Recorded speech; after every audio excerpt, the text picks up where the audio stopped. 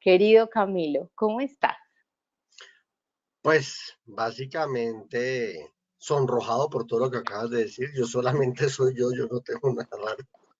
Llevo muchos años echando carreta y estudiando, y el mundo de la cultura y de las industrias creativas, cosa que pocos saben, es el origen de Radar. Cuando yo era director de investigaciones de economía y cultura del Banco Interamericano de Desarrollo, por allá en 1999 a 2001. Cuando yo era flaco y tenía pelo, básicamente. Entonces, para mí este es un territorio hermoso, delicioso, donde sé que hay muchos retos, sobre todo por la naturaleza de los creadores. Y ahí es donde tenemos una gran cantidad de oportunidades que espero poder hoy mm, enriquecer de alguna manera a punta de lo que he aprendido en este camino. Estoy segura que los vas a enriquecer, que nos vas a enriquecer mucho. Ya digamos esa doble mirada me gusta y no quiero dejarla pasar tan rápido porque ser filósofo y economista, quiero preguntarte qué ha significado para ti, pero lo uso también para decirle a los que nos acompañan cuán importante es reconciliar esos mundos, digamos, esas maneras de pensar, esas maneras de entender el universo, que seguramente nos van a ser muy útiles a quienes estamos en esta práctica. ¿Qué ha significado para ti ser filósofo y economista, Camilo? Yo creo que eso en el fondo, al final tuvo sentido, al comienzo no. Yo era economista en la Universidad Javeriana, estudiaba, y yo creo que la curia que me quería volver pura de alguna forma, entonces me dieron la beca para la maestría en filosofía, pero hoy por hoy lo entiendo de una manera distinta, y es que en el mundo de la economía entendí mucho del cuánto, pero no el qué, el por qué y el para qué. Entonces entró a balancearme la reflexión sobre la data. La data de por sí sola, pues, tiene una funcionalidad, pero cuando uno a la data le da sentido e inclusive le da propósito, se transforma en una cosa mucho más potente. Yo creo que esa es la relación hoy que hago yo, más o menos 15, 20 años después de ese proceso, que seguramente en 5 años contestaré una cosa posiblemente distinta. Me gusta mucho esa frase, darle propósito a la data. Voy anotando bonitas frases que nos dejas, Camilo. Eh, y hay una primera pregunta y es, en ese periodo en que empezaste en el Banco Interamericano de Desarrollo y hoy, ¿qué sientes que se ha ganado? ¿Qué sientes en qué se ha evolucionado en esa aproximación a las prácticas creativas y culturales, en términos de conciencia de política pública, de monitoreo, etcétera? El camino ha sido largo. Cuando yo empecé con ese mundo en el Banco Interamericano, ya muchos otros habían empezado en ese mundo. Yo no puedo decir que yo fui el que empezó en eso, no, básicamente hay gente haciendo trabajos espectaculares. García Canclini desde México, estaba el mismo doctor Enrique Iglesias, entonces presidente del BID, liderando este tema de la cultura con mucha fuerza, porque había un entendimiento básico que yo creo que es parte del alma de este proceso en el que ustedes están metidos, y es que entendemos que los latinos somos muy buenos para generar contenido, porque tenemos una sensibilidad diferente a la del mundo y obviamente una plataforma cultural que nos diferencia.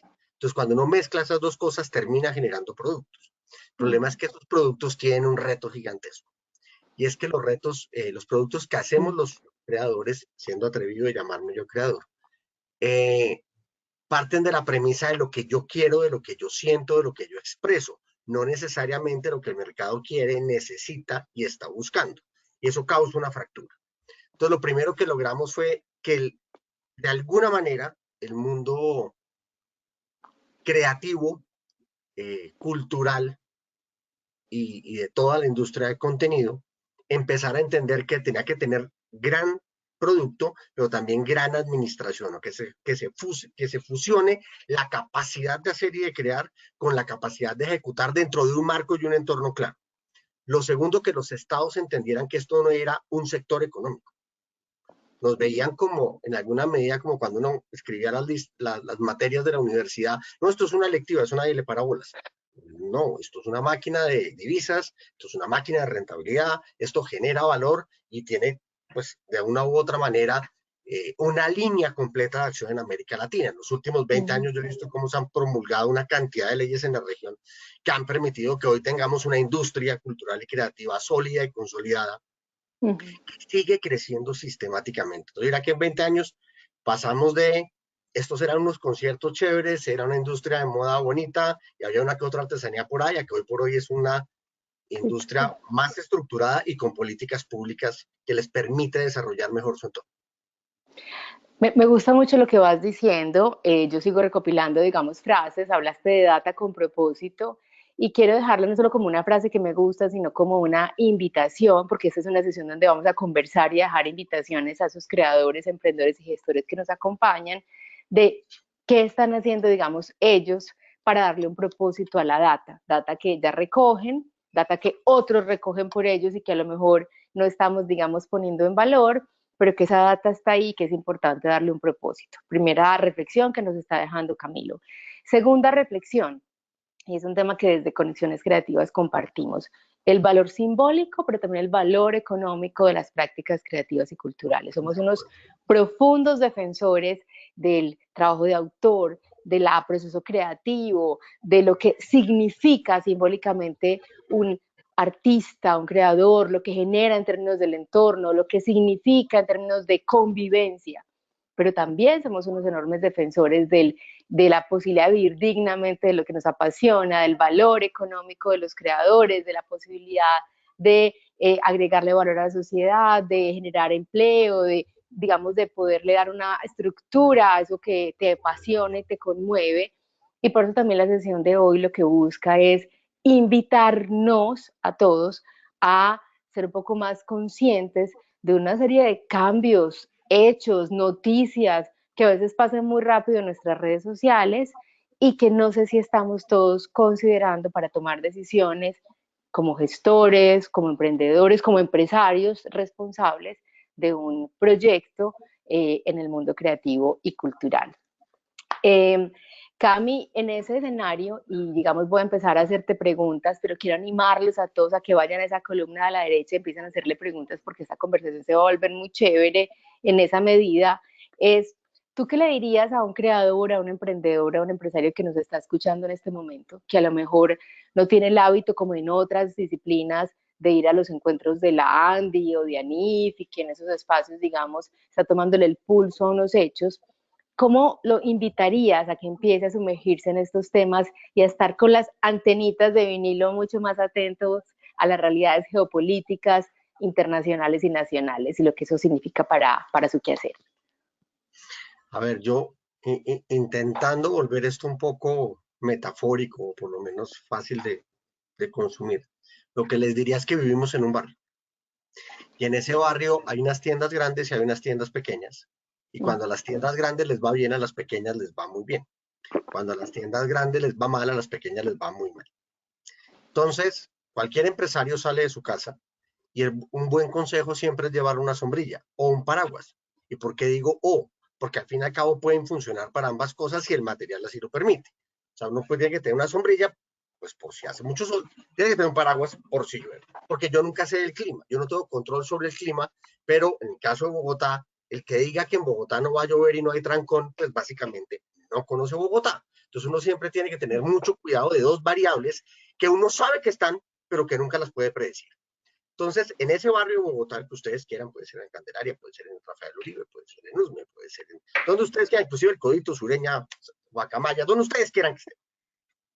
En ese proceso, cuando ustedes salen y parece que no va a llover y no llevan el paraguas o la sombrilla, en la mitad del camino les llueve y quedan ustedes completamente encerrados. El entorno económico no es distinto. Hay variables que nos van contando historias que tenemos que aprender a siempre estar pendientes. Entonces, hoy para el caso particular, para los que lo están viendo en vivo y para los que lo vean después, el peso colombiano tuvo una devaluación muy fuerte. Y puede haber una tentación de más de uno decir, ay, eso es porque elegimos a Petro. Ver un momento que eso no es así.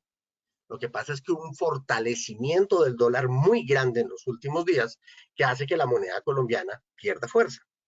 Entonces, uno tiene que estar pendiente de ciertos indicadores que le cuentan la historia. La palabra indicador es divina, le indican. Entonces, siempre esté pendiente del dólar, siempre esté pendiente del índice de precios o lo que nosotros los economistas y los medios terminan llamando inflación y de una u otra manera esté pendiente del crecimiento económico. ¿Cuál es el problema de esos tres indicadores? Y es que esos son indicadores que uno podría llamar post-mortem. Eso ya pasó. Total. Todo dato económico que ustedes vean ya pasó. Eso ya pasó. Siempre es en pasado. Entonces, el PIB creció, la inflación fue, el dólar quedó en, eso ya pasó, el consumidor era. Uno siempre tiene que tener la capacidad de entender que toda la información que le llega está en el pasado. Entonces, para tomar decisiones al día siguiente es un problema, porque no sabe cuál va a ser la información. Entonces, tiene que seguir con la sombrilla, seguir con el paraguas, pero bajo la premisa de que aprendió de lo que pasó ayer. Entonces, nosotros como empresarios tenemos que entender ese barrio. Cuando hablo de las tiendas grandes, pues hablo de las cosas grandes. Hablo de Estados Unidos, hablo de China, hablo de Japón, hablo de Europa. Que en el caso de Europa se desacelera de una manera muy fuerte por el conflicto entre Rusia y Ucrania, o la invasión de Rusia y Ucrania. Es decir, el conflicto es un poco eh, equivocado. Ser amable. Que no, sí, evito ser equivocado en el lenguaje. Eh, la invasión hace que toda la economía europea se esté frenando. Si la economía europea se está frenando, que es una de las tiendas que le compra a las otras tiendas grandes, va a hacer que las otras tiendas se desaceleren también. Y si las grandes se desaceleran, nosotros que somos una tiendita chiquitica que es Colombia, que es el 0,4% de la economía mundial, 0,4. O sea, 4 pesos de cada 1000 que se producen en el mundo los hace Colombia. Pues sale golpeado en cualquier momento. O sea, cuando hay una pelea de elefantes, las hormigas tenemos que movernos muy rápido, porque nos pueden aplastar a una velocidad gigantesca. Entonces tenemos que saber dónde están los elefantes. Como de repente puede que no pase nada. En ese momento sí nos está pegando y nos está pegando. Entonces yo sé que esto les suena aburrido, yo sé que esto les suena lejano, pero en la industria en la que ustedes están, les pega de frente por todas las esquinas. Porque por lo menos la mitad de los insumos que usamos son importados porque no los producimos en Colombia. Entonces el tema de la devaluación nos afecta directamente. El tema de que haya una inflación en Colombia significa que los colombianos pierden capacidad de compra. Entonces, si yo tengo que escoger entre ir a cine, comprar un libro o comprar un par de zapatos o comprar comida, miércoles, la comida tiene una ventaja muy grande de ir ganando. Entonces, una inflación de alimentos es para nosotros una amenaza o la podemos convertir en una oportunidad. Si sabemos cómo se relaciona el gasto de alimentos con el gasto en el tema de toda la industria de contenido en los hogares de una u otra forma. Entonces, entender el entorno es clave, conocer el barrio, conocer dónde hay luz, dónde no hay luz, quiénes son las tiendas grandes, quiénes son las tiendas pequeñas, qué tanto llueve, qué tanto no llueve, y poder meternos en ese juego. Pero siempre saber que vivimos en incertidumbre. Hoy la gente dice, es que yo no sé qué le va a pasar al país. Nunca hemos sabido. Sí. Aterricen, nunca hemos sabido. Lo que pasa es que hoy se nos vuelve más sensible porque estamos en un cambio político que no conocemos, entonces parece que se nos volvió todo más oscuro, pero siempre ha sido básicamente igual. Entonces entendamos que van a haber cambios. Esos cambios lo más seguro es que sean lentos y moderados en un principio y nos tenemos que ir adecuando en ese camino. Pero el barrio, para que cambie de una manera radical, tienen que pasar muchas cosas. Entonces, el entender qué pasa en el barrio, cómo se mueve el barrio, es fundamental para que usted pueda crear productos para ese barrio y que el barrio de una otra manera satisfaga las necesidades con lo que usted produce.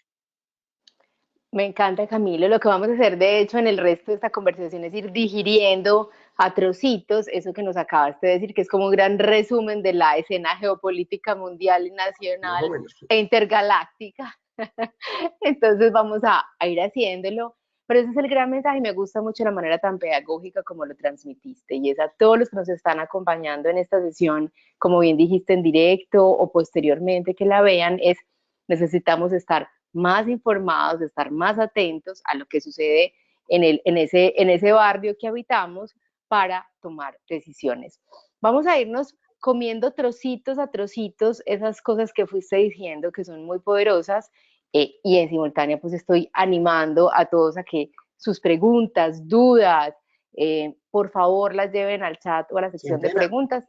Háganle, que a esto vinimos, a conversar con Camilo para poder empezar también a tomar decisiones. Quiero ir de lo macro a lo micro, Cami. Quiero ir, digamos, de esa escena global, geopolítica, y luego que vamos llegando al caso de Colombia. Y voy a intentar, pues, recordar, insisto, como lo dije hace un rato, mi vida de geopolitóloga, a la que hace rato no me dedico, pero que es comportarme también como una gestora, como una emprendedora. Primer asunto, inflación. Eh, estamos viendo, digamos, una pregunta permanente por el aumento de precios en muchos niveles. Europa, por ejemplo, que hoy me encuentro en Madrid, había sido, digamos, como muy monolítica en ese caso. Yo me ufanaba, para citarlo de manera muy coloquial, de un restaurante en París que es mi favorito, que lo conozco hace 22 años, y yo decía, hace 22 años pago lo mismo por el mismo plato de pato con papitas y ensalada. Pues ya no es así. ¿Qué Sí. está pasando en inflación, Cami? ¿Qué le significa esto a un artista plástico, a un diseñador, a un cocinero? A ver, voy a empezar al revés.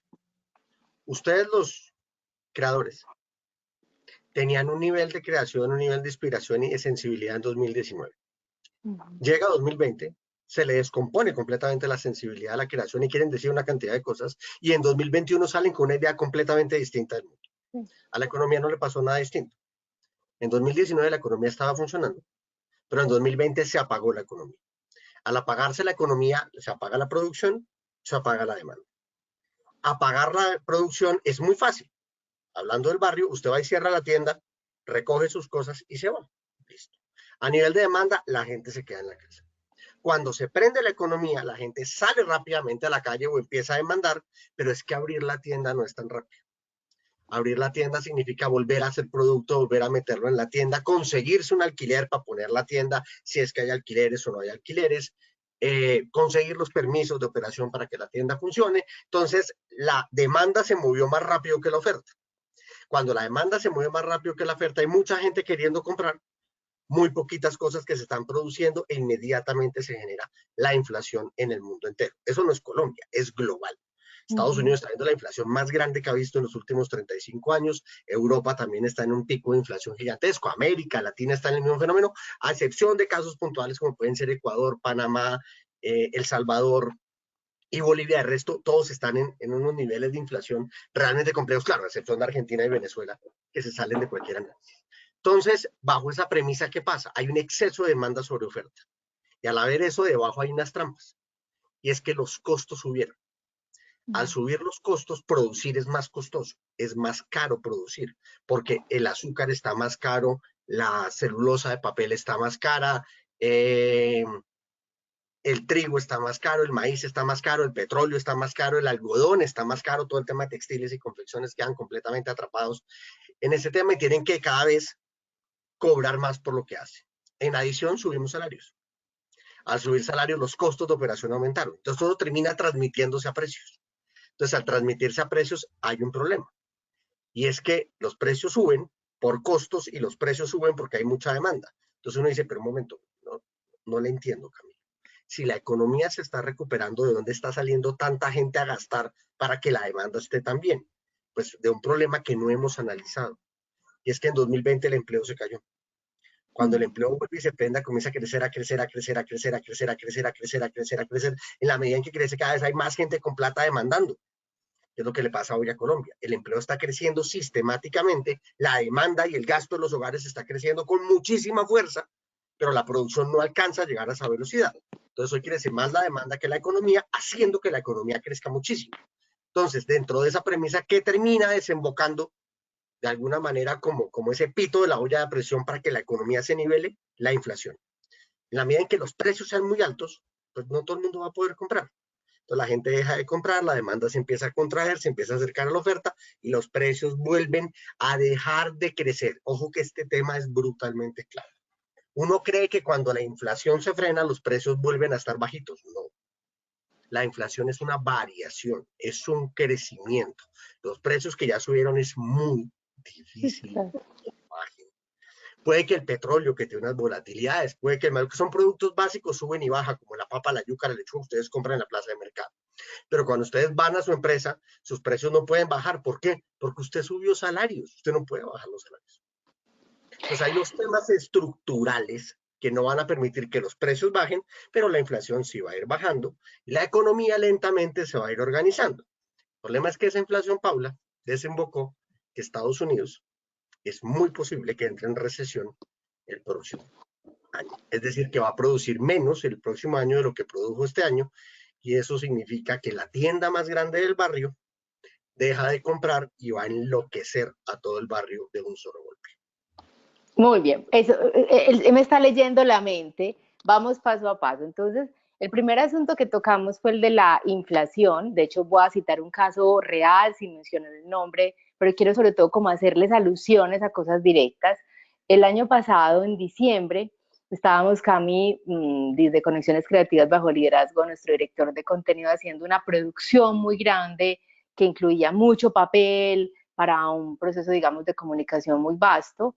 Trabajábamos con una empresa productora de contenidos, digamos, que ha crecido muy rápido en los últimos años, muy talentosos, y era increíble. Un día los precios eran A y al otro día el solo precio del papel era A más A y al tercer día volvían y bajaban. Entonces, esto que les estamos diciendo, porque mi intención es siempre como traérselos a la escena cotidiana, lo que significa es que sean muy cuidadosos con el costeo de los proyectos, que a veces le ponemos a las cotizaciones de manera muy rápida, esto tiene validez de 30 días, revisen, porque es que en 30 días están pasando muchas cosas, protéjanse mucho más en ese ejercicio, por favor. Hay que ser menos, digamos, fáciles en esas decisiones de cuánto vale esto. Hoy tenemos que asesorarnos cada vez más con el contador que tengamos a mano, con el equipo administrativo que nos apoye, con el equipo comercial en esa toma de decisiones. Segundo tema, y eso aquí ya empiezan a llegar preguntas que las voy a ir abordando. Cami, hablaste de Estados Unidos, vamos a seguir con esa metáfora del barrio que mencionaste. Muchos de ustedes dirán, no, pero es que Estados Unidos no tiene nada que ver conmigo. Yo creo que cuando uno hace una lectura geopolítica amplia se da cuenta que Estados Unidos tiene que ver mucho consigo mismo. Así sea, voy a ir a una feria internacional, pues a la hora de comprar dólares ya Estados Unidos se volvió importante para ti, a la hora de comprar un tiquete aéreo, a la hora de muchas cosas.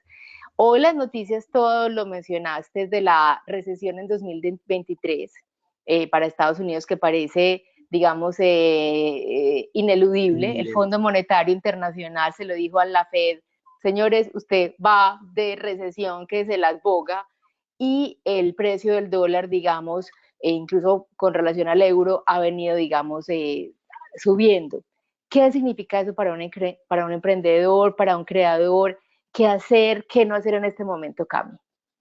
Ahí es cuando vuelvo a la metáfora del barrio. Si la tienda más grande o la fábrica más grande del barrio sabe que va a producir menos, deja de comprarle a usted cosas y empieza a tomar decisiones que mayormente son de precaución. Entonces, los Estados Unidos tienen inversionistas en muchos lugares del mundo. Cuando sienten que hay una recesión en su país, dicen, ¿sabe qué? Traigamos la plata que tenemos en los otros países del mundo a nuestro país y fortalezcamos nuestra economía para poder salir al otro lado. Eso hace que el dólar se fortalezca. Cuando una moneda se fortalece, casi siempre otras se pierden fuerza. Particularmente mientras el dólar está alcanzando récords de los últimos años, el euro, si no estoy Sí, mal, total. pues Sí. ya toma Hoy, los últimos 22 años o algo por el estilo. Un mundo de total. años. Hoy es la noticia aquí en Europa de casi que el emparejamiento de ambas monedas. Exacto. El euro quedó en un problema que pues obviamente también tiene que ver con la guerra, la invasión de Rusia a Ucrania. Entonces, como uno es chiquito, todos los movimientos de los grandes le pegan o muy rápido o muy duro. Uno tiene que tener mucho cuidado en que esas las cosas funcionen. Entonces, la economía colombiana, hablando de Colombia, tiene tres grandes instituciones económicas hasta hoy que son fundamentales. La gente tal vez no las conozca, puede que suene muy técnico con lo que voy a decir, espero poder explicarlas fácil. La primera se llama inflación objetiva. El Banco de la República tiene como objetivo mantener la inflación entre el 2 y el 4%. Eso no es fácil. De hecho, no lo puede hacer por decreto. Es una cosa que tiene que mover fuerzas de mercado hasta que eso pase. Entonces, que eso pase no es fácil. En este momento estamos en una inflación casi del 10%. Esta noche publican inflación y es muy posible que lleguemos al 10%. Ese susto lo tenemos todos en la mano en este momento. Y evidentemente el banco está en un reto. Pero el hecho de que tengamos inflación objetivo permitió que pasáramos de una inflación del 34% que tenía Colombia hace 30 años a inflaciones del 3 y 4% en las que estamos hoy.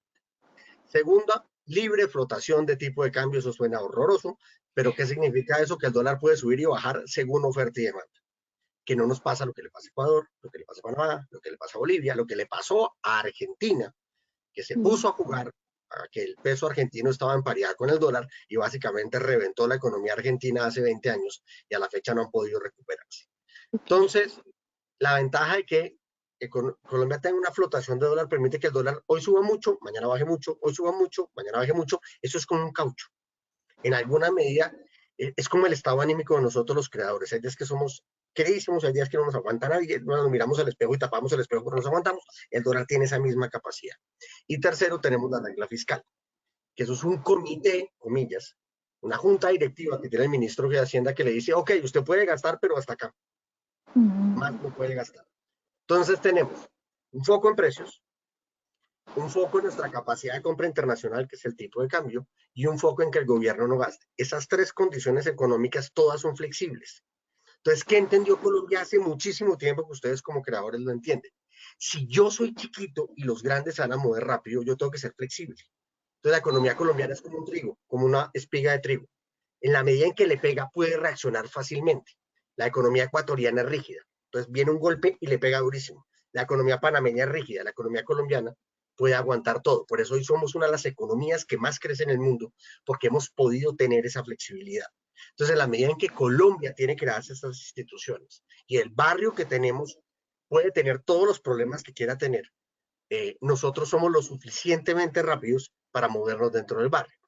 Hablando en el escenario de creación en el que estamos, tenemos algo parecido al Lazarillo de Tormes o Buscón de Quevedo, que somos pícaros chiquitos hábiles y nos gusta encontrar el atajo, que es muy propio de nuestra cultura colombiana, que nos permite movernos en ese barrio. Porque el problema del barrio no es solo que Estados Unidos o la tienda grande se esté desacelerando, sino que en el barrio pasan muchas cosas al tiempo. China también está teniendo problemas. La invasión de Rusia a Ucrania causa otros problemas. La aceptación de, si no me memoria, si no me falla, Suecia en Noruega o Suecia en Finlandia, no estoy muy seguro, por Suecia y parte de la Finlandia. OTAN al sistema, Finlandia, gracias, por parte de la OTAN al sistema, son una cantidad de cosas que inclusive, y perdóname, Paula, por ser apocalíptico, yo tiendo a ser optimista, pero a veces hay que sacar la bandera apocalíptica, puede que estemos viendo el comienzo de la Tercera Guerra Mundial y nadie se da cuenta. Porque así comienzan las guerras, nadie se da cuenta. Entonces, la situación se está armando de una manera tan compleja, que yo sé que esto va a sonar lejano de ustedes, pero entiéndanlo desde el mundo cultural y se los voy a intentar llevar hasta allá. Y es que Europa había dejado de gastar hace mucho tiempo en defensa y en armas. Hoy está empezando a gastar más en defensa y en armas. Y si los gobiernos de Europa gastan más en defensa y en armas, adivinen a quién van a quitar presupuesto público. Sí, por ejemplo, el mundo de la cooperación internacional es uno de los grandes golpeados de la inversión, de la invasión en Rusia, y eso todo, digamos, empieza a golpearle a muchas organizaciones que trabajan en proyectos culturales en muchos de los territorios con los que ustedes creadores trabajan. ¿Qué ventaja hay? Que es cierto que la gente defiende la comida a capa y espada en nuestro barriecito, pero también defiende la rumba.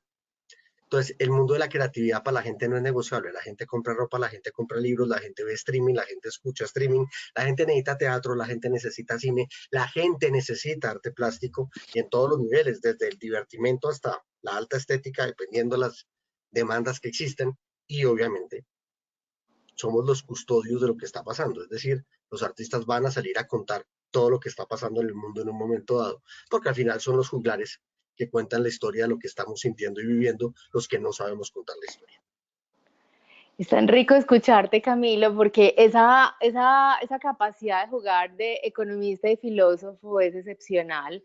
Yo estoy segura que a muchos de los creadores y emprendedores que nos acompañan nunca les habían o nos habían explicado muchas de estas cosas de la manera en que lo estás haciendo hoy. Quiero pues ponerlo en valor y agradecerte. Frente al tema de Estados Unidos, Camilo, ¿qué hacer entonces en este momento? ¿Qué le dirías a un creador, a un emprendedor en este momento frente a Estados Unidos? ¿Qué cosa hacer y qué no hacer? Al menos dos cosas claves que tú les digas, ojo, por ningún motivo haga esto con la tarjeta de crédito, pilas con, ¿qué le dirías? ¿Y qué Ahora, hacer y qué no hacer? el primer consejo se lo he dado a este sector desde hace 20 años, al punto de que en algún momento, y lo digo, lo reitero públicamente porque yo no creo que yo haya cambiado demasiado en eso, y es, a mí siempre me han llamado el neoliberal de las industrias culturales, porque yo hago comparaciones odiosas. Yo digo que odiosas en el ánimo de intentar explicar. Eh, Cualquier obra artística, creativa que nosotros hagamos es como una hamburguesa. hay que producirla y tiene unos costos de producción y hay que venderla, eso tiene unos costos de ventas y tengo que encontrar una demanda que lo compre, bien sea el sector privado o el sector público, pero que te haya una demanda para que esto funcione, porque si yo gasto en algo para ver si lo puedo vender, pues el riesgo que tengo es muy alto y muchos artistas caen en esa trampa. Entonces, ¿cuál es el primer gran consejo de ese mundo? Tengan a alguien que entienda de negocios al lado de ustedes. Y esto lo voy a decir so pena de ser fusilado, pero es mi opinión personal. Shakira, Juanes y Carlos Vives triunfaron cuando se fueron para donde una persona que los manejó como artistas. Nunca estuvo en duda su capacidad, nunca estuvo en duda su talento, nunca estuvo en duda su disciplina. Pero hasta que no llegó una persona y dijo, no, usted tiene que hacer esto, esto, esto y esto así, no triunfaron. Ya habían triunfado artísticamente, no hay discusión, pero triunfar a nivel de mercado es otra cosa. Poder ser masivo, ser reconocido, estar en los canales y plataformas no es tan sencillo. Hay que jugar con las reglas del mercado. Y las reglas del mercado tienden a reñir con las reglas de la creación. De hecho, uno escucha frases en las conversaciones coloquiales, ustedes las deben escuchar, es que ese ya se vendió al mercado, es que ese ya se volvió masivo. O una frase un poco más agresiva y es ya se volvió comercial. Entonces, ese tema de ser comercial es de alguna manera poder producir cosas que se vendan. Entonces hay momentos en que uno tiene que sacrificar como artista. Uno tiene que entender qué necesita la gente y poder producir para ellos como creador. Y dejar un espacio para la creación que uno tiene, que sabe uno que está construyendo, está dando valores simbólicos, está construyendo de mediano y de largo plazo y que seguramente el día de mañana van a ser las cosas que se ven. Esto suena raro, pero es que en el mundo empresarial pasa lo mismo. Coca-Cola toda la vida vende Coca-Cola y de vez en cuando saca productos y los va lanzando a ver cuál funciona en el futuro y los va dejando en el futuro. O sea, no solamente el sector creativo el que hace eso, son todas las industrias que de una u otra manera están haciendo lo mismo. Inclusive en todo lo que estamos haciendo de transición energética, estamos pasando del carbón a lo eólico, a lo solar, en la medida de ir probando innovaciones hasta que esto nos funcione. De una u otra manera siempre estamos en formato beta. Entonces, lo primero que tiene que hacer uno es tener control de costos. El control de costos es fundamental. Y el control de costos no implica nunca, por favor, señores creadores, no implica nunca poner en riesgo la calidad del producto. Si usted necesita una seda o un tul para su traje, es esa seda o ese tul. El problema es que por ser esa seda y ese tul cada vez va a ser más cara porque eso viene de algún lado y va a ser costoso. Pero eso no es negociable y su administrador tiene que entender eso. Digamos que eso no es negociable. Son negociables otras cosas. El tema de costos es fundamental. Segundo, no inviertan en una sola cosa. Yo sé que ustedes tienden a estar solo en un pensamiento creativo, y es lo normal porque tener varios pensamientos creativos puede ser confuso, por no decir caótico, para uno, cualquiera de ustedes. Pero ustedes solo tienen un proyecto, el día que ese proyecto se caiga, tienen un problema. Intenten tener varios proyectos. Como nosotros en inversión tenemos un portafolio de inversiones. Uno tiene dinero en dólar porque al dólar le puede ir bien o le puede ir mal. Uno tiene dinero en acciones porque le puede ir bien o le puede ir mal. Uno tiene dinero en Bitcoin porque le fue muy bien o por hoy le va muy, muy, muy, muy mal. Y así sistemáticamente uno tiene que tener repartidos los riesgos.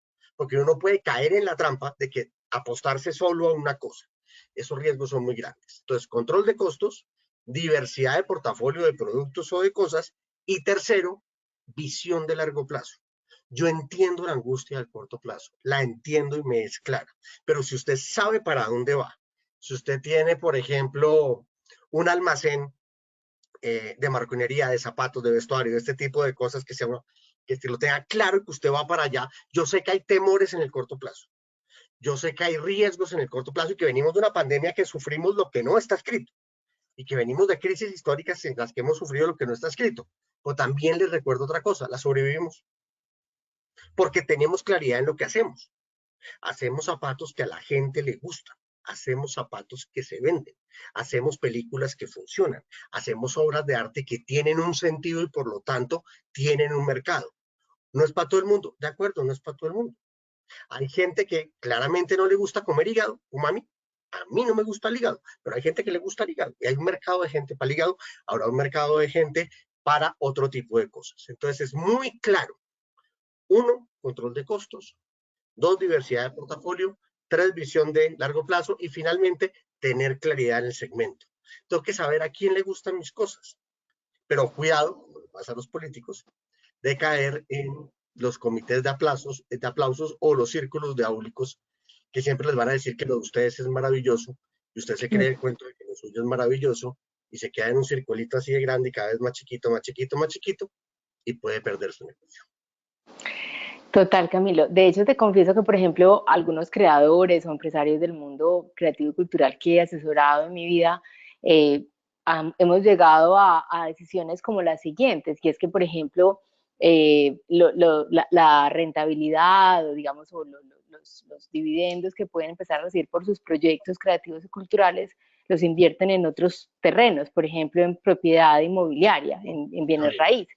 Entonces me gusta que digas esto porque no es un asunto usual que se hable, digamos, desde las prácticas creativas y culturales, pero es importante diversificar ese portafolio. Hay dos cosas, Camilo, que con los años, que también, digamos, en el fondo soy creadora y emprendedora, es decir, soy responsable también de una organización, he entendido que hay dos cosas que es muy difícil, digamos, que tiene uno que tener en la cabeza y cuidar muchísimo, y es la gestión financiera y la narrativa de los proyectos. de Son acuerdo. dos cosas que con el paso del tiempo me obsesiono más y me parecen más importantes, la narrativa en términos de qué quiero decir, qué significa, cuál es el mensaje, cómo soy capaz, digamos, de generar ese valor compartido de ese mensaje. Pero dos, la gestión financiera. Hay un galerista que admiramos mucho en Conexiones que se llama Eduardo Brandao, lidera una galería en Sao Paulo gigante que tiene unos retos semanales de ventas impresionantes porque le pagan seguridad social a todos sus artistas, tienen, digamos, un compromiso muy profundo. Y él, que es fotógrafo, galerista y que podría decir, no, la gestión financiera le toca a mi contador, él nos decía, yo todos los días hago 4 horas de clase de contabilidad y se lo toma, digamos, se lo disfruta y se ríe incluso de ese asunto y es como, véame, yo de fotógrafo y en estas. Y él dice, para yo poderle asegurar a 70 familias el sustento, que son las que dependen de mi galería, tuve que entender que la gestión financiera era un asunto prioritario y todos los días hago 4 horas de contabilidad. Cami, primera pregunta que te transmito de quienes nos acompañan. ¿Dónde se buscan estos datos? ¿Cómo te informas? Pregunta que si son las alcaldías o qué organizaciones o qué fuentes sugieres que monitoreen para estar atentos a estos temas. Digamos, el grueso de los temas se los dan los medios de comunicación. No hay un noticiero que no les dé inflación. Todos los días les dan tipo de cambio, o sea, dólar. Todos los días les da precio de petróleo. Todos los días les da precio de café, que en Colombia no lo entiende porque somos un país petrolero y cafetero de una u otra manera. Entonces tiene sentido que nos cuenten esa historia. Pero cuando uno lo que aprende es a mirar los números en el largo plazo, deja el miedo. Porque el problema es que el dólar sube, baja, sube, baja, sube, baja, la inflación sube, baja, sube, baja, el petróleo sube, baja. Lo que uno tiene que ver es la película de largo plazo. En alguna medida es parecido a lo que decía Pablo ahorita, y es el tema de la consistencia.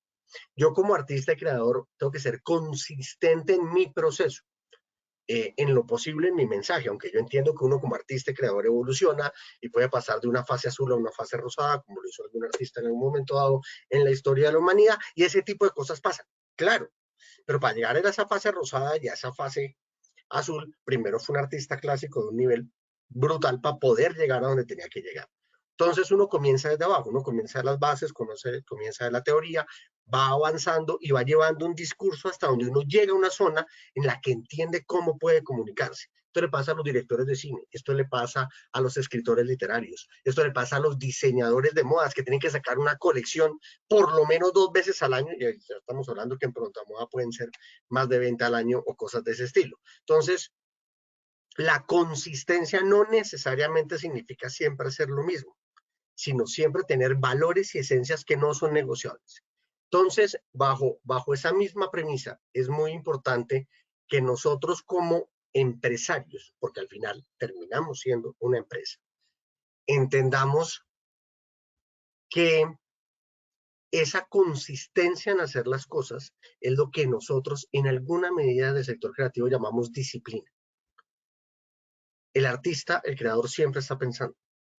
El artista creador siempre está innovando, el artista creador siempre está intentando, ensayando, haciendo alguna cosa, a ver cómo soluciona el problema o cómo transmite lo que quiere transmitir.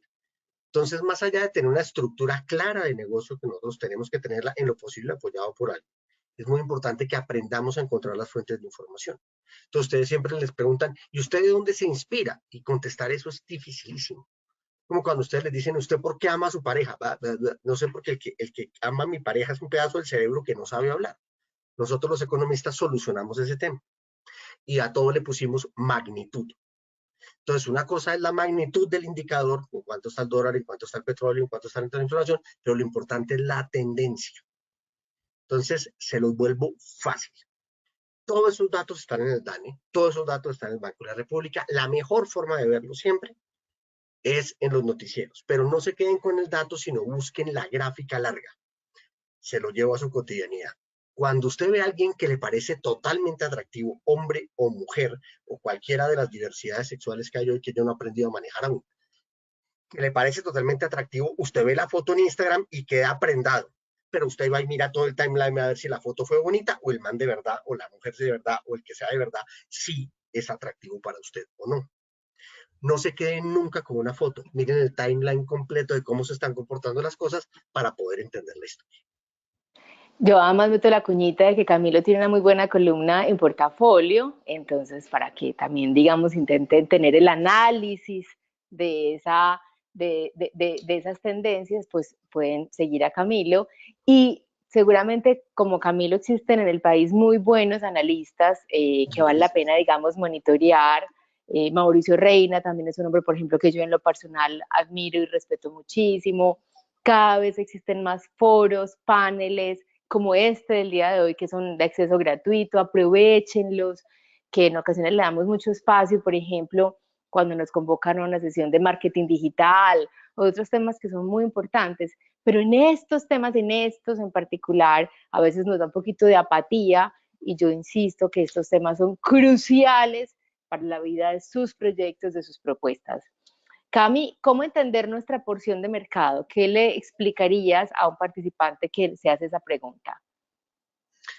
A ver, el mercado lo puedo suponer como todo el barrio, pero yo puede que no pueda cubrir todo el barrio, sino solamente un pedacito de la cuadra o la cuadra en donde estoy. ¿Le puedo vender a toda la cuadra? No necesariamente. Uno, porque no tengo la capacidad de producirla a todos. Y dos, porque no todo el mundo va a necesitar lo que yo hago y o, lo cual es un poco complejo en nuestro mundo, va a entender lo que yo hago. Entonces, pueden haber cosas como Excel, que todo el mundo lo puede usar, pero nadie lo usa completamente. Yo que me declaro un ñoño absoluto de Excel, se los juro que no uso más del 5%. No lo uso. Yo sé lo que hace esa herramienta. Uno, por mucho la uso para sumar y para hacer contabilidad y no más, pero eso hace muchísimo más. Eso no es distinto a lo que le pasa a un artista plástico, por ejemplo, de pintura. Y es lo que puede hacer una pintura con un lienzo y una brocha es sencillamente infinito. Pero lo que hace es organizarse de una manera tal para expresar una cosa y satisfacer unas necesidades puntuales. Esas necesidades no son para todas las audiencias. Una novela no es para todas las audiencias.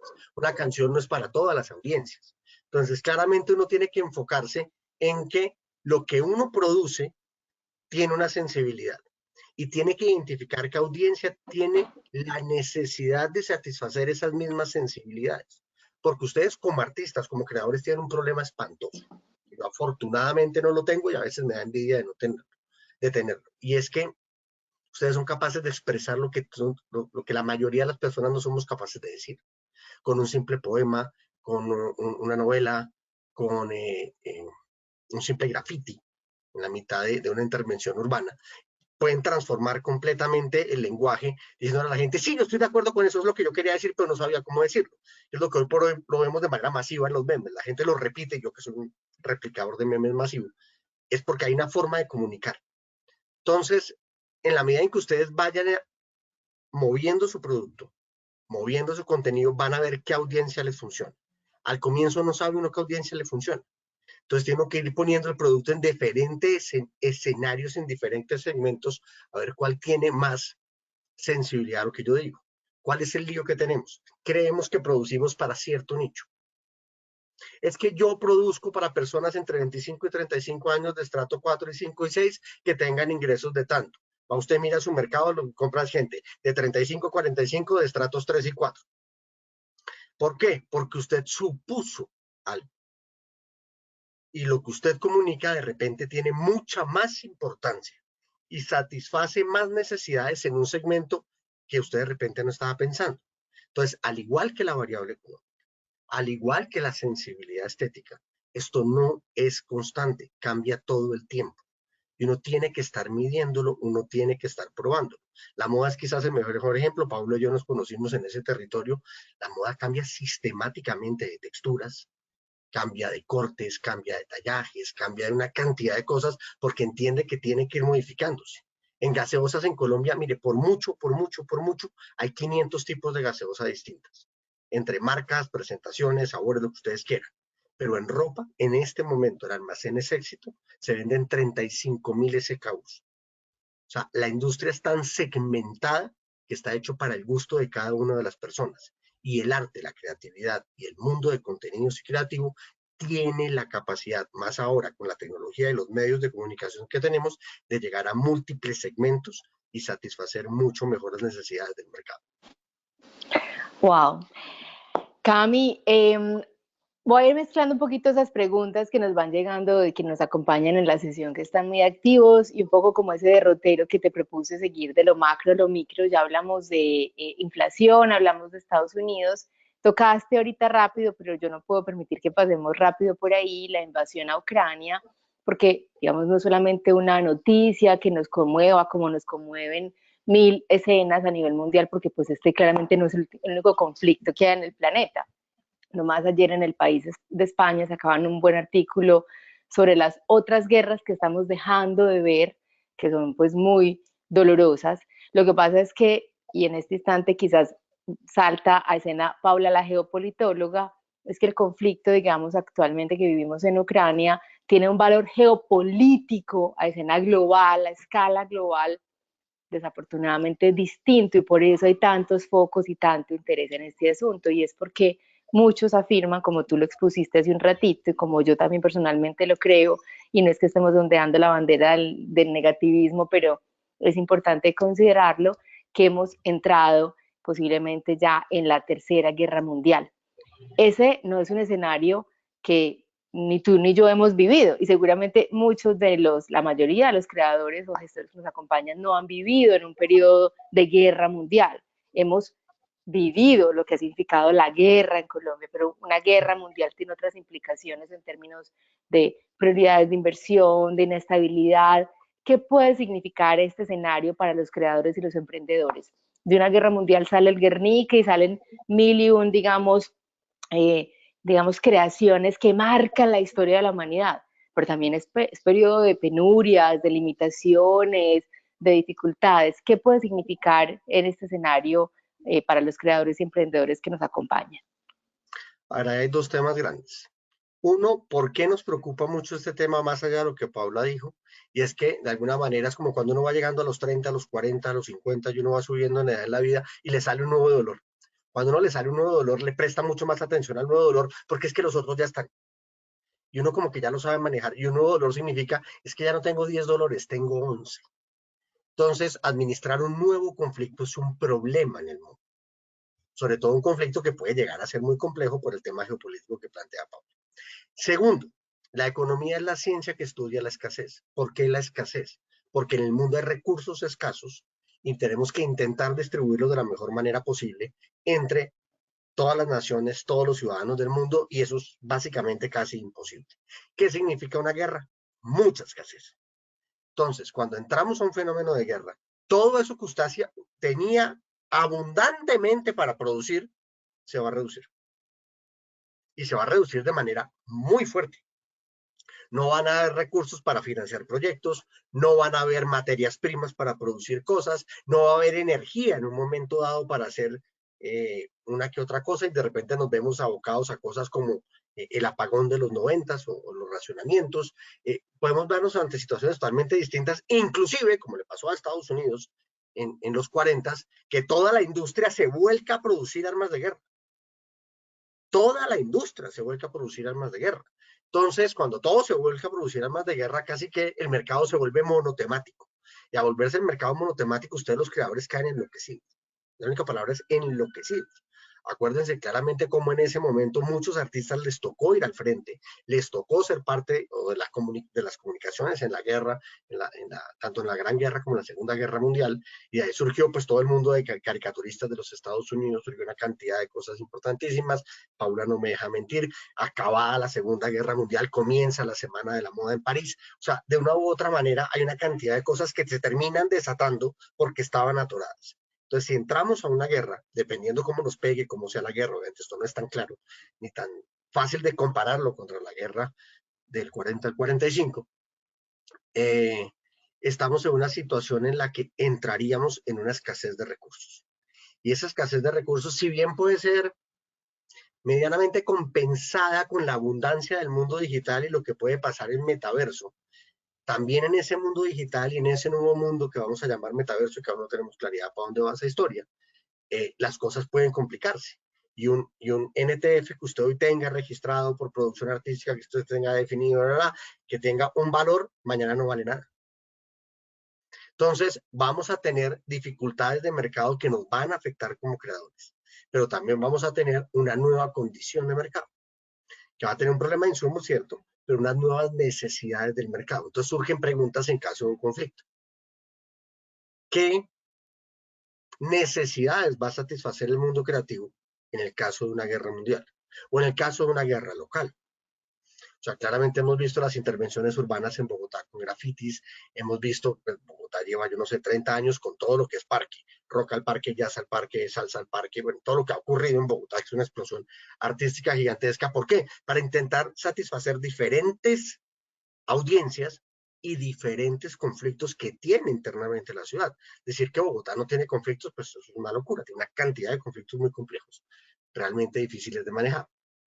Pero todo el mundo creativo, el mundo del arte han logrado solucionar estos temas. Ahorita hay un tema que no es un problema, sino para mí es una gran oportunidad, que es la migración venezolana hacia Bogotá, que estamos viendo en Bogotá, una cantidad de explosión gastronómica venezolana.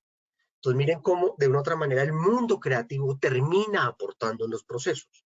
Seguramente, en el caso de un conflicto, esperemos que no sea así, que Pablo y yo estemos siendo apocalípticos, que estemos en una visión demasiado neurótica del mundo y que al final nos terminen regañando por lo que estamos diciendo, no pase nada. Pero si pasa, casi que ahí la pregunta es, ¿y usted cómo va a ayudar? ¿Y cómo va a ayudar desde donde puede ayudar? Lo primero que tiene que hacer es seguramente cambiar su línea de producción para intentar ayudar en el proceso que se nos viene. Fácil no es, y Colombia durante muchos años en este conflicto de baja intensidad que hemos tenido, el mundo creativo ha sido quizás una de nuestras mejores trincheras para seguir vivos. Me gusta eso y creo que además la pandemia lo ratificó Cami. Fue el mundo creativo y cultural el que salvó nuestra psiquis de lo que Sí, significó este periodo de pandemia. Voy a ir sí. mezclando esas preguntas, como lo decía hace un instante. Uno de los participantes dice, tal y como lo plasmas, el arte parece no ser de primera necesidad. ¿Qué es la bono como para un consumidor? ¿Y cómo vivir eso desde las escuelas de formación artística? O sea, ¿qué decirle a los creadores con relación a esa realidad en términos de su significado en la escala de consumo? Eh, Me voy a otro ejemplo, no sé si metáforas y analogías. Yo a veces me enredo en el lenguaje. Estoy de acuerdo, no es de primera necesidad si uno lo mira desde, de alguna manera, la pirámide de Maslow, la teoría económica. Pero es que una cosa es comer y otra cosa es comer rico. Y la diferencia entre comer y comer rico puede ser un poquito de sal. El tema está en saber cuándo poner la sal.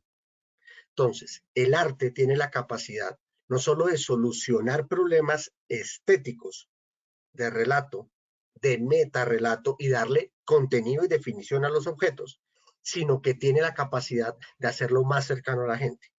Entonces, no existe hoy, creo yo, no todo presente, habrán casos particulares, pero no se me ocurren, de algún producto en el mercado que no tenga un contenido estético y artístico. Sencillamente no existe.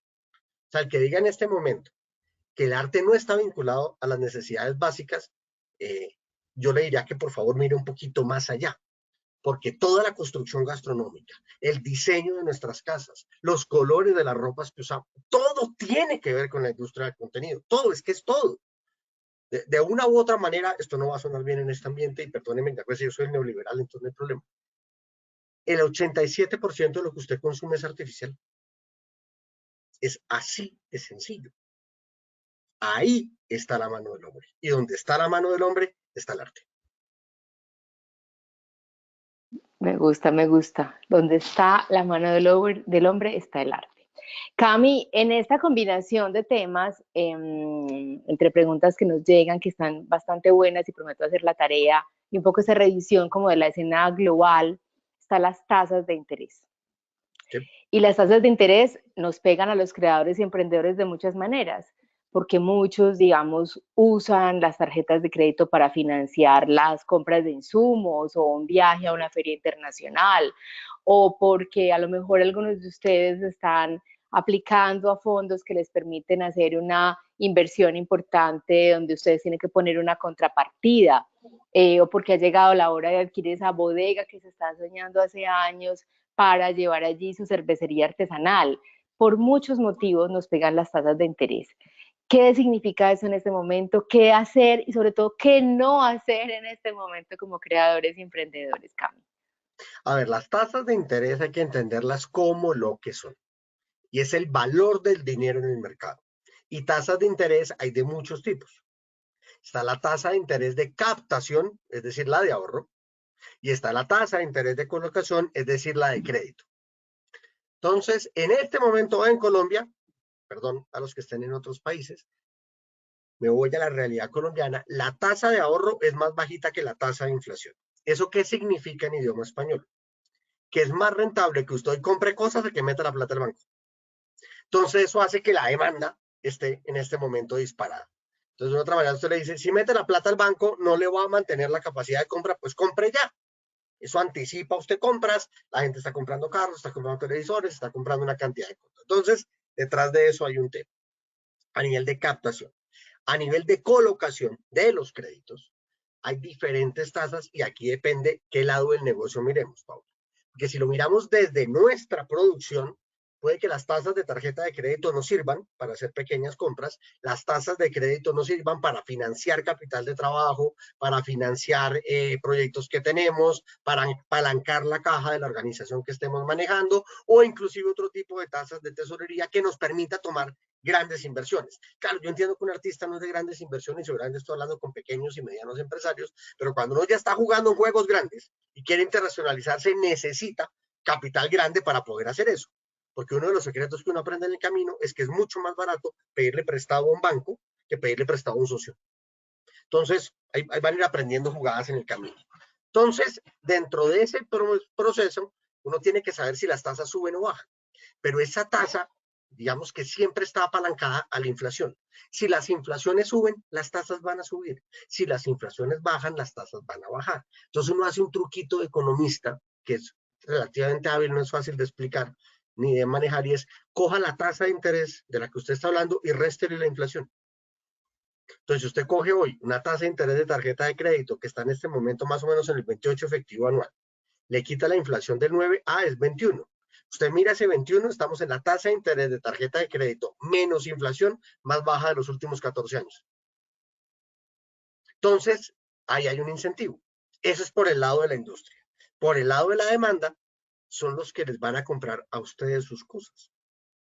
Y en este momento las tarjetas de crédito cayeron en una trampa o se inventaron la trampa o están aprovechando la situación, digamos que todo el tiempo puede estar pasando. Y es que están vinculando a las tarjetas de crédito pagos constantes de la industria del entretenimiento, como es Netflix, como es Spotify, como es Disney, como son todas estas cosas que ya esperamos que algún día aparezca uno de libros, aparezca eso lentamente, tienen que aparecer una cantidad de cosas que en el mercado tienen que irse gestando y si no se han gestado, por favor, entiéndalo como oportunidad de negocios y háganme pagar eso cuando ustedes lo monten, porque uno necesita tener acceso a una cantidad de cosas. En la medida en que podamos masificar por la tecnología que hoy tenemos y el sistema digital que está presente, yo puedo ver hoy en mi casa películas de Disney de hace 60, 70 años con mi mamá.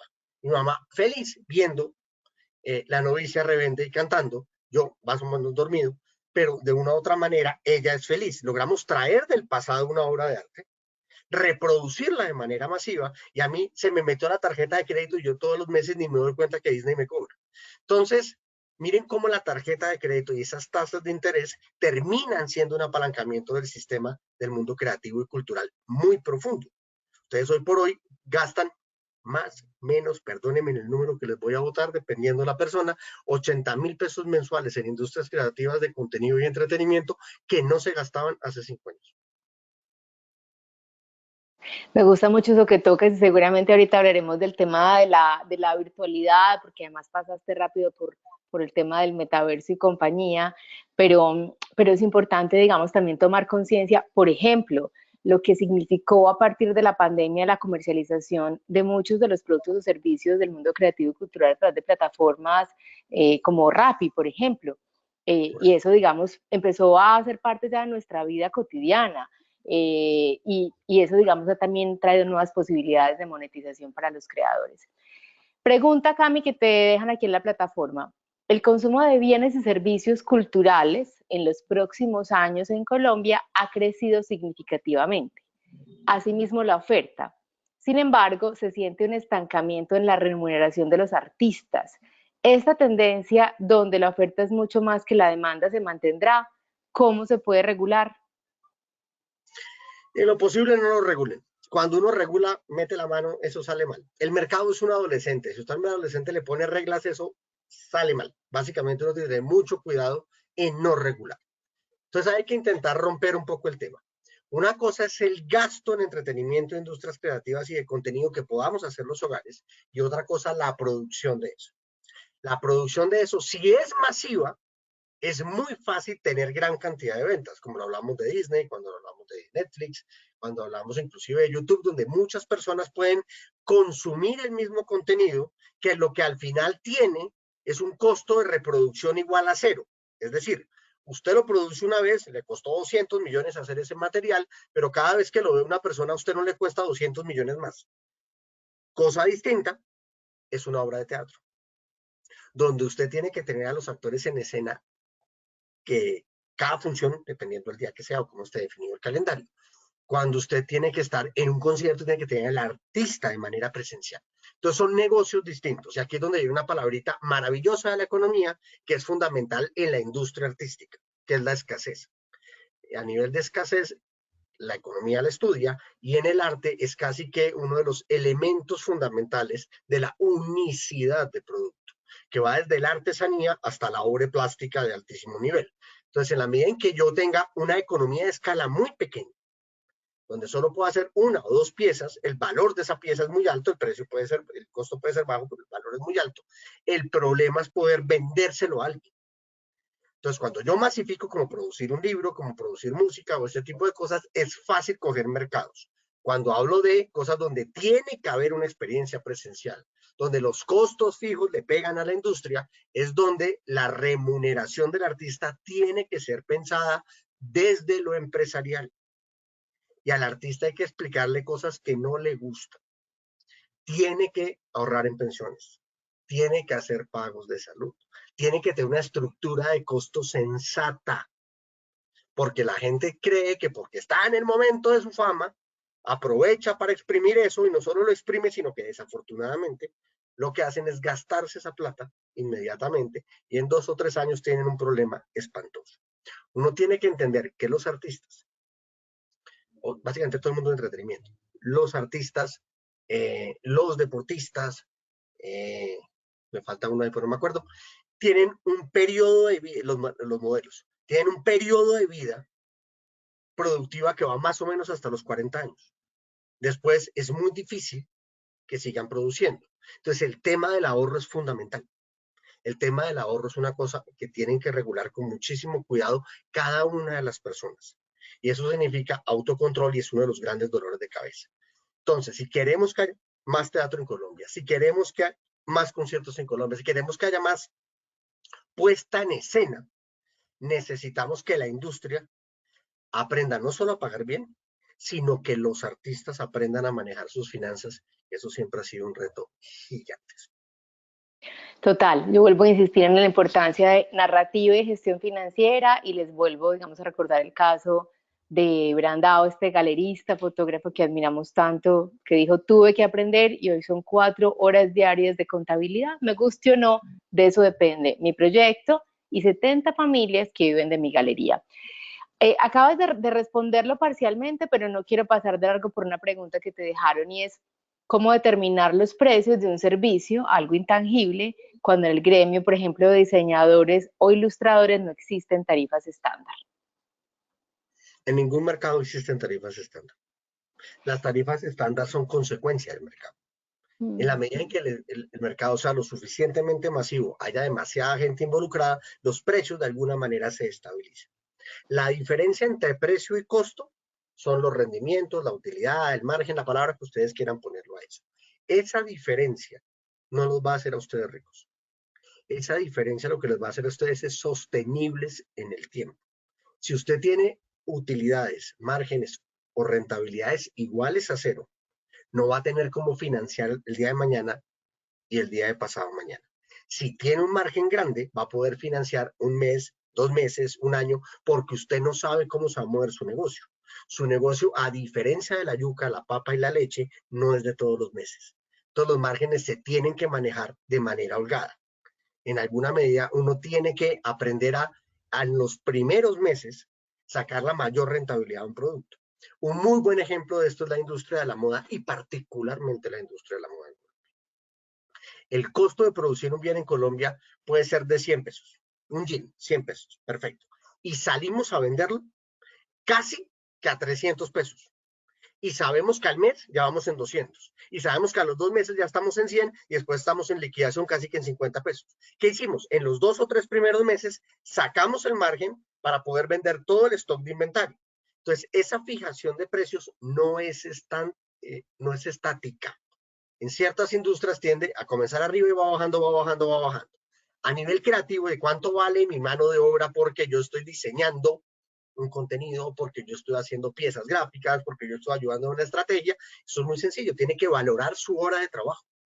Y su hora de trabajo usted la tiene que valorar en función de cuáles son sus costos, que ustedes desafortunadamente poco analizan sus costos. Y cuando hagan sus costos, esto va a sonar tonto, pero por favor háganlo, metan cuánto les cuesta el internet, cuánto les cuesta la energía de la casa, cuánto les cuesta el agua de la casa, porque usted va al baño y toma tinto para poder hacer las piezas creativas que usted hace, y tiene que poder amortizar todos los costos que usted tiene, más su hora de trabajo. Ojo que su hora de trabajo no está en función del ingreso que usted necesita. Su hora de trabajo puede estar por debajo del ingreso que usted necesita, o en la mayoría de los casos, muy por encima del ingreso que usted necesita, que es cuando tiene que aprender a ahorrar. Entonces, es muy importante explicarle al cliente no cuánto cuesta usted, sino cuánto le vale usted al cliente. En ese momento es cuando uno puede fijar un precio.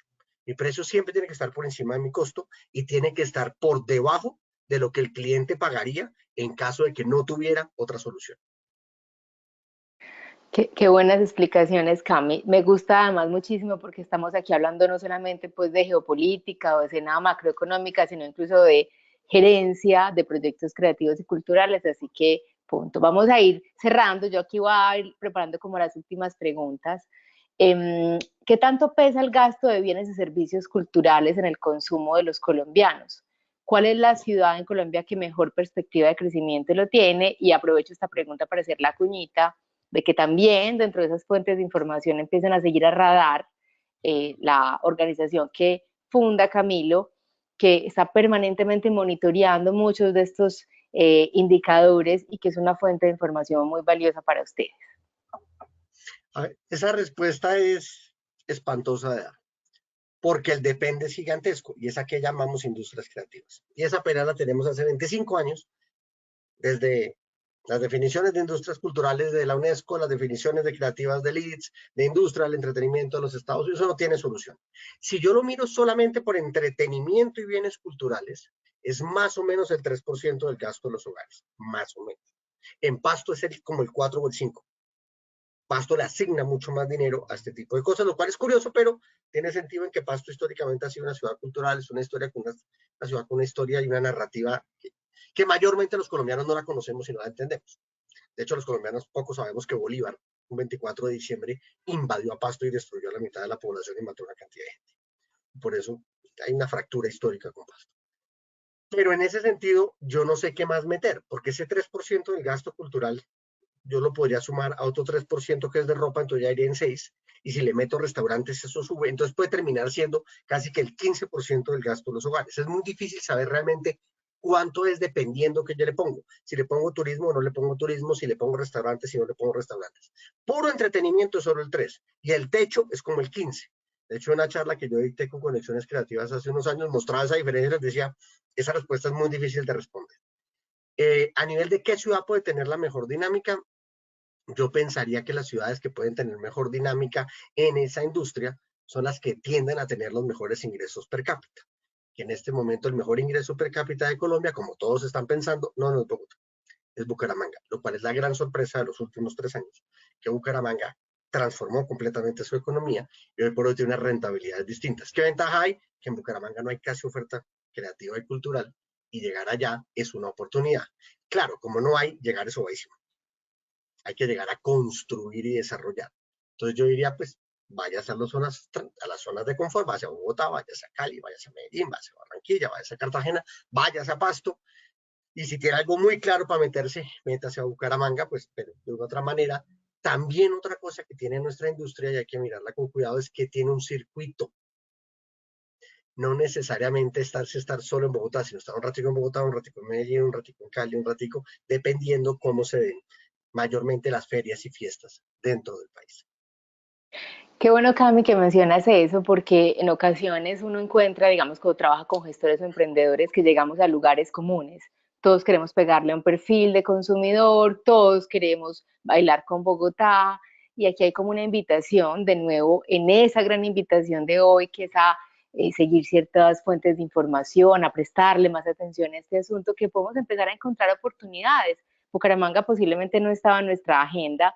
Yo recuerdo porque, como ya le dijo Cami, nos conocimos en el mundo de la moda cuando Radar y Camilo, digamos, a su cabeza lideraban el Observatorio de Tendencias de Consumo en Exmoda Radar, y yo era la directora de internacionalización y de competitividad de esta institución, que cada que nos entregaba los estudios, Cami, nos sorprendían. Ciudades como Manizales, por ejemplo, en consumo de moda, que siempre pensamos es Medellín, es Cali. No, Pasto, Bucaramanga, Manizales, son ciudades muy interesantes en materia de consumo. Hay que abrir, digamos, terreno, camino, que es lo que decía Camilo con relación, por ejemplo, al caso de Bucaramanga, pero pueden ser escenarios llenos de oportunidades.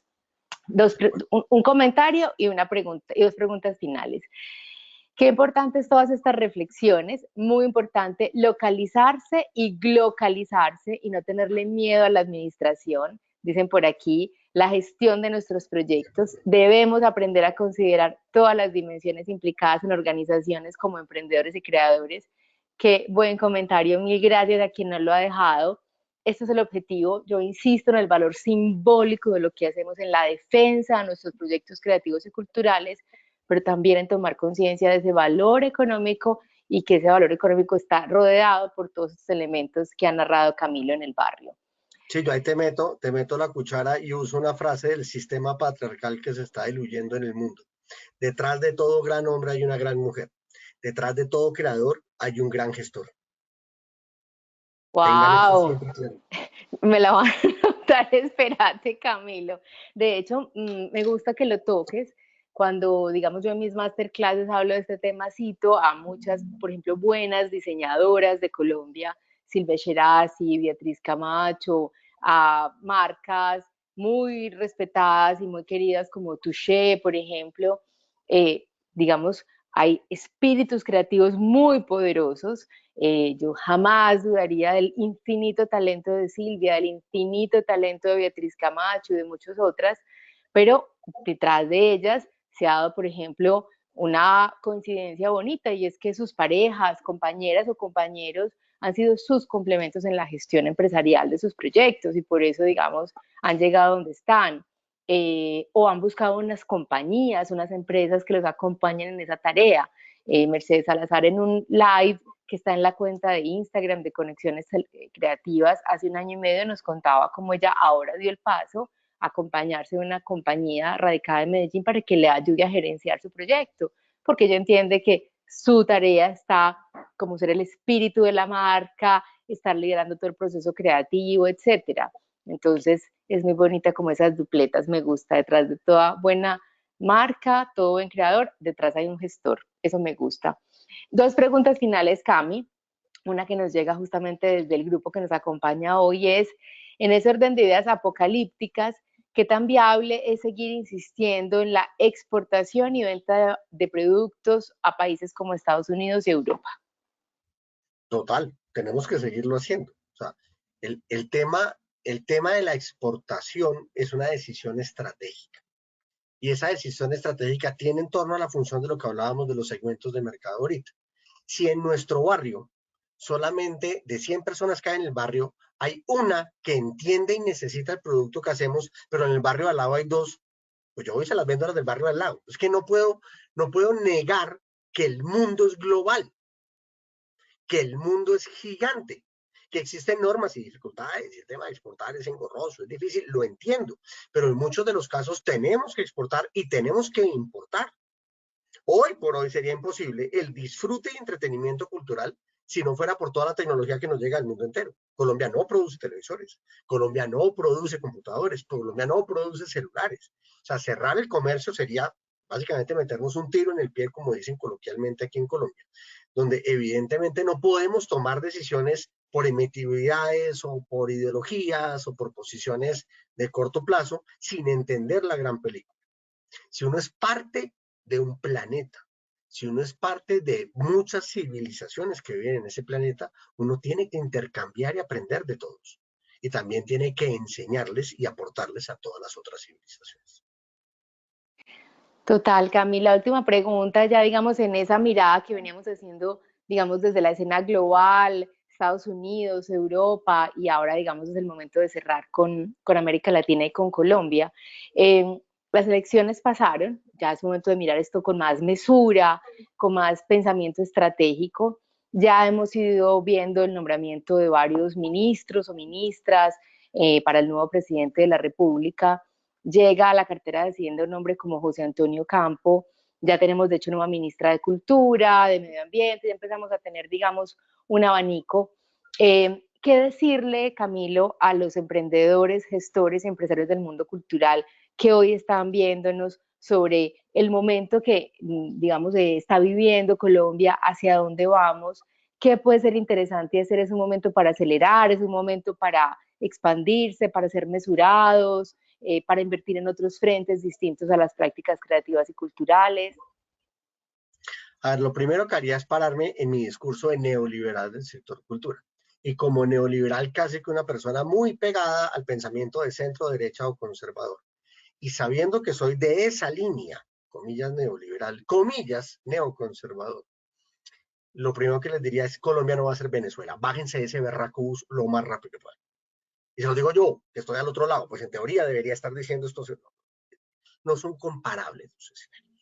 Si nos llega a pasar algo, será algo parecido a lo que pasó en un momento dado en Brasil, lo que pasó en un momento dado, lo que está pasando en México, va a haber una desaceleración económica, puede que el sistema de salud cambie, puede que pasen cosas. Perfecto.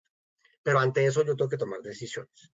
Entonces pasamos de la angustia electoral que nos tenían enloquecidos a muchos a la incertidumbre económica y política. Entonces, cuando no hay certidumbre, ¿qué hace uno? Anticiparse. Usted nunca sabe qué va a pasar mañana. Entonces, vuelvo a la sombrilla y al paraguas. Usted necesita una herramienta que en caso de que haya sol, le pueda hacer sombra, en caso de que lluvia, lo pueda proteger. Entonces, bajo esa premisa, diversifique portafolio.